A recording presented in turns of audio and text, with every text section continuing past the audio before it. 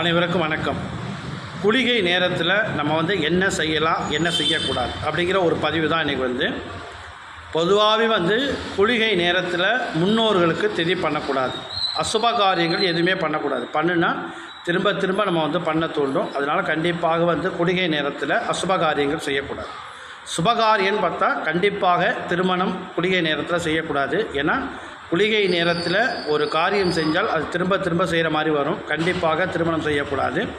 இப்போ வாஸ்து பூஜை செய்யலாம், இடம் வாங்கலாம். இந்த மாதிரி நம்ம ஏதாவது ஒரு தொழில் தொடங்குகிறோம் அப்படின்னா கண்டிப்பாக குளிகை நேரத்தில் தொடங்கலாம். அது மீண்டும் மீண்டும் அந்த தொழிலை செய்கிற மாதிரி இருக்கும்.